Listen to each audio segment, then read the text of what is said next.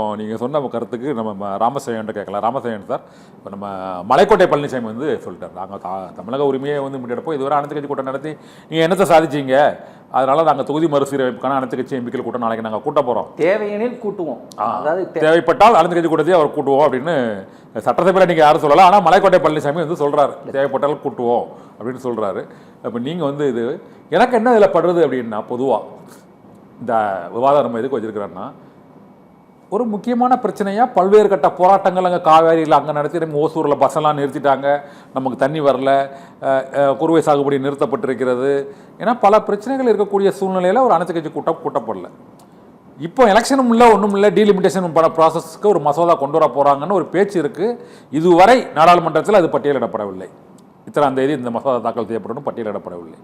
அதற்கு ஒரு அனைத்து கட்சி எம்பிக்கள் கூட்டத்தை கூட்டுகிறோம், ஆனால் காவிரிக்கு அனைத்து கட்சி எம்பிக்கள் கூட்டத்தை கூட்டவில்லை என்று கூட்டணி கட்சி எம்பிக்கள் சொன்னாங்க.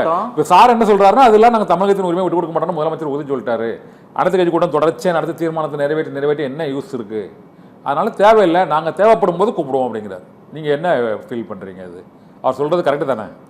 தமிழ்நாட்டிற்கும் தமிழ் இனத்திற்கும் அதன் வளர்ச்சிக்கும் தன் வாழ்நாளை அர்ப்பணித்த முத்தமிழறிஞர் டாக்டர் கலைஞர் அவருடைய 8ஆம் ஆண்டு நினைவு நாளில் அவர் இருக்கும் திசை நோக்கி வணங்கி, இன்றைக்கு தமிழக வெற்றி கழகத்தினுடைய அரசினுடைய ஒரே ஸ்ட்ராட்டஜி என்னன்னா, எந்த பிரச்சனை வந்தாலும் அந்த பிரச்சனையை மடமாற்றுறது. They are experts in setting up narratives and turning U turn அடிக்கிறது தான் அவங்களுடைய எக்ஸ்பர்ட். ஏதாவது ஒரு பிரச்சனை நடந்தால் அந்த பிரச்சனையை விட்டுட்டு வேறு பிரச்சனையை கிளப்பி விடுவாங்க. அதுபோல் இன்றைக்கு குறுவை சாகுபடி செய்ய முடியாத ஒரு துர்பாக்கிய நிலை இன்றைக்கு தமிழகத்தில் ஏற்பட்டு, தமிழகம் என்றால் விவசாயம், விவசாயம் என்றால் தமிழகம், தமிழகத்தினுடைய வாழ்வாதாரமாக இருக்கக்கூடிய விவசாயிகளுடைய பிரச்சனையாக இருக்கக்கூடிய காவிரி நீர் பிரச்சனையிலே அலட்சியம் காட்டி வருகிறது தமிழக வெற்றி கழகத்தினுடைய அரசு என்பதை இது காட்டுகிறது.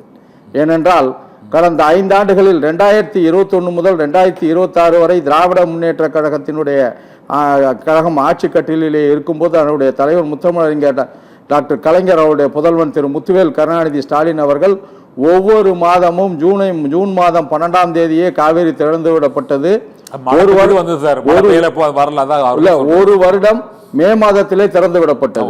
மழை பெய்யல வரல. விவசாயிகள் எல்லாம் அப்பொழுது விவசாயம் நல்ல முறையில் செய்தார்கள். ஆனால் இப்பொழுது ஜூன் மாதம் தாண்டி ஜூலை மாதம் வந்த பிறகும் காவிரியிலே தண்ணி வராத சூழலிலே ஒரு அனைத்து கட்சி கூட்டத்தை கூட்டி தமிழகத்தினுடைய ஒற்றுமையை நிலைநாட்டி அதை ஒன்றிய அரசுக்கும் கர்நாடக அரசுக்கும் அதை காட்டக்கூடிய பொறுப்பிலே தமிழக வெற்றி கழகத்தினுடைய அரசும் முதலமைச்சர் திரு விஜய் அவரும் இருக்கிறார்கள். ஆனால் என்ன பிரச்சனை என்றால், ஒரு அனைத்து கட்சிகள் கூட்டம் கூட்டி அதில் திமுக, அண்ணா திமுக போன்ற கட்சிகளுடைய தலைவர்கள் கலந்து கொண்டு கருத்துக்களை சொன்னால் அந்த கருத்துக்களுக்கு பதில் கருத்து நம்முடைய முதலமைச்சர் அவர்களால் சொல்ல முடியாது. வீட்டுக்கு சென்று யாராவது எழுதி கொடுத்த பிறகு அறிக்கையாக கொடுக்க முடியுமே ஒழிய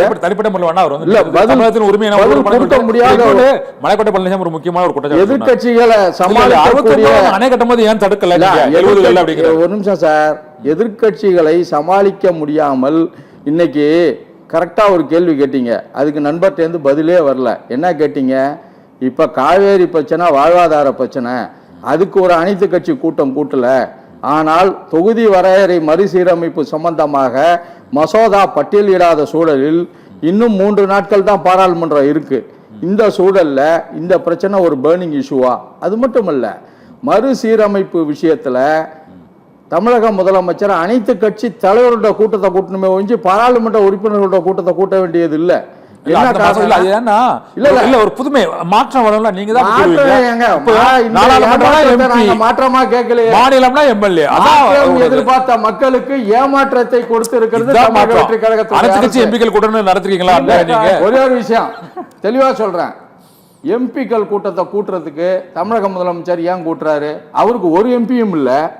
2024 பாராளுமன்ற தேர்தலில் போட்டியிடல. ராஜ்யசபாவுக்கு ஒரு உறுப்பினர் அவர் சார்பில் தமிழக வெற்றி கழகத்தின் சார்பில் வெற்றி பெறக்கூடிய சூழல் வரக்குள்ள அதை காங்கிரஸுக்கு விட்டு கொடுக்கிறாரு. என்ன காரணம்? கூட்டணி தர்மத்துக்காக விட்டு கொடுக்கல. கூட்டணி கட்சிகளுக்கு எம்பிக்கள் இருக்காங்க, காங்கிரஸுக்கு எம்பிக்கள் இருக்காங்க. இவர் பேசக்குள்ள நான் குறுக்கிடல, சபை நாகரிகம் கருதி குறுக்கல வேண்டாம் சொல்லுங்க. ஒன்னு அவர் எம்பிக்கள் கூட்டம் கூட்டுறதுக்கு அவசியமே இல்லை. ஏன்னா அவர் கட்சிக்கு எம்பி இல்ல. கூட்டணி அவர் கட்சிக்கு எம்பி வர வேண்டிய கூட்டணி கட்சிகளுக்கு இருக்காங்கல்ல, அவருக்கு எம்பி வர வேண்டிய வாய்ப்பு வந்தப்ப கூட காங்கிரஸ் விட்டு கொடுத்தாரு. ஏன்னா காங்கிரஸுக்கு ஏன் விட்டு கொடுத்தாருன்னா, வெற்றி கழகத்தின் சார்பில் ஒரு எம்பி தேர்ந்தெடுக்கப்பட்டால் அவர் ராஜ்யசபாவுக்கு சென்றால் அங்கே பாரதிய ஜனதா கட்சியை எதிர்த்து பேச வேண்டும். எதிர்த்து பேசினால் முதலாளிகள் நரேந்திர மோடியும் அமித்ஷாவும் கோபித்துக் கொள்வார்கள். பேசவில்லை என்றால் காங்கிரஸ் கோச்சிக்கும். இல்ல பாஜக எதிர்ப்பு சொல்றீங்க. இப்ப பாஜக எதிர்த்து தானே சார் நாளைக்கு எம்பிக்கள் கூட்டம் நடக்குது. அதுல திமுக கலந்துக்குமா பாரதிய ஜனதா கட்சியை எதிர்த்து இல்ல. தொகுதி மசோதா எதுக்கு? தொகுதி மசோதாவை பற்றி விவாதிக்கன்னு போடுறாரு. மசோதா இன்னும் டேபிளுக்கே வரல. எதை பத்தி விவாதிப்பாரு? இல்ல ஓட்டிங்ல யாருக்கு ஆதரவளிக்க போறீங்க? அந்த கட்சிகள் முடிவு பண்ண போது முதலமைச்சர் என்ன முடிவு பண்ண போறாரு? தென்னிந்திய மாநிலங்களில் இல்லாத சூழல்ல பாதிப்பு ஏற்படக்கூடாது முடிவு எடுக்கிறார். எம்பிக்கள் இல்லாத சூழல்ல தமிழகத்தினுடைய ஒட்டுமொத்த எதிர்ப்பையும் தெரிவிக்க வேண்டும் என்றால் அனைத்து கட்சி தலைவர்கள் கூட்டத்தை கூட்ட வேண்டும். எம்பி கூட்டத்தை கூட்டக்கூடாது. அதுதான் சொல்றோம் மடைமாற்றும் அரசியலை. ஒரே ஒரு கேள்வி பிரதருக்கு கேக்குறேங்க, சகோதரருக்கு. மாற்றம் நாங்கல்ல. இந்த 100 நாள் ஆட்சி முடிய கிட்டத்தட்ட 100 நாள் நெருங்குது. ஆட்சி 3 மாதங்கள் கிட்டத்தட்ட நெருங்கிட்டாங்க. இன்னையோட 3 மாதம் நிறைவாயிட்டு. 3 மாத ஆட்சியில திமுக கொண்டு வந்த திட்டங்களை தாண்டி ஏதாவது ஒரு புதிய திட்டம் செயல்படுத்தப்பட்டிருக்கா சொல்லுங்க. ஒரு திட்டம் சொல்லுங்க. எல்லா திட்டத்தோடையும் பேர் மாற்றாங்க. பேர் மாற்ற ஆட்சி தானே ஒழிய. இன்னைக்கு எம்ஆர்கே பன்னீர்செல்வம் தெளிவா இன்னைக்கு ஒரு அறிக்கை விட்டுருக்காரு, வேளாண்மை துறை அமைச்சர். இந்த அமைச்சர் பட்ஜெட் படிக்கக்குள்ள நானே படிக்கிற மாதிரி இருந்தது. ஏன்னா திமுக அரசுல என்னென்ன திட்டமோ அதை எல்லாத்தையுமே பேரை மாத்தி படிச்சாரே ஒழிய புதிய திட்டங்கள் அல்ல. அது மட்டுமல்ல, வேளாண்மை துறையில திமுக ஆட்சியில கொண்டு வந்த திட்டங்கள் ஒதுக்கீடு செய்த நிதியை விட குறைத்து நிதி ஒதுக்கீடு செய்யப்பட்டிருக்கு. விவசாயிகளுக்கு துரோகம் விளைவிக்கப்பட்டிருக்கு. குறுவை விவசாயம் செய்ய இயலவில்லை விவசாயிகள். இன்றைக்கு காவிரி, நான் டெல்டா பகுதி மயிலாடுதுறையிலிருந்து வருவன். இன்றைக்கு விவசாயிகள் படுகின்ற பாடு. திருச்சி நீங்க மயிலாடுதுறை ஹார்ட். இன்னும் விவசாய பகுதிகள் அதிகம் நிறைந்த பகுதி. இன்னும் சொல்ல போன விவசாயத்தை மட்டுமே நம்பி வாழக்கூடிய பகுதி. இதுல பாத்தீங்கன்னா விவசாயிகள் படுகின்ற பாடு, ஒரு அமௌண்ட் சொன்னாங்க. ஆனா தள்ளுபடி செய்யப்பட்டது என்னன்னு இந்த உலகத்துக்கே தெரியும். விவசாயிகளை ஒட்டுமொத்தமாக வஞ்சிக்கக்கூடிய அரசு, விவசாயிகளை ஏமாற்றிய அரசு, மொத்தத்தில் தமிழக மக்களை ஏமாற்றும் அரசு.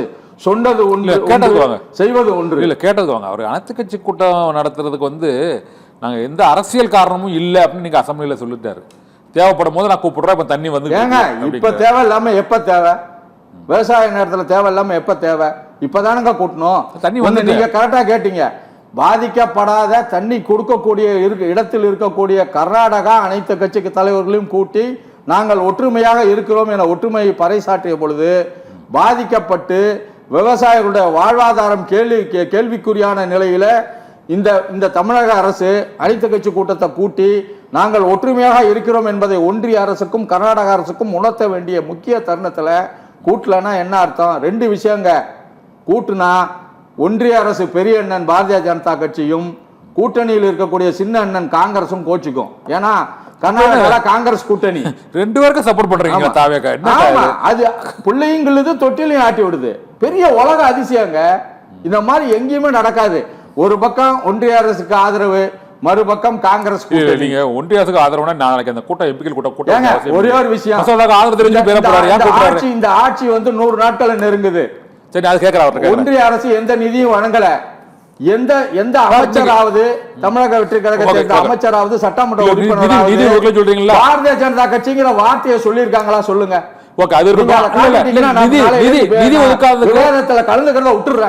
நிதி ஒதுக்காத எந்த இதுலயாவது ஒன்றிய அரசை கண்டிச்சிருக்காங்களா?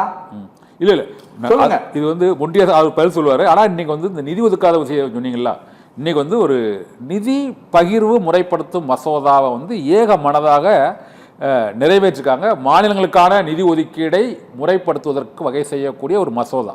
நீங்க நிதி ஒதுக்கல, அது என்ன இவங்க கேட்டாங்கன்னு கேட்டீங்க.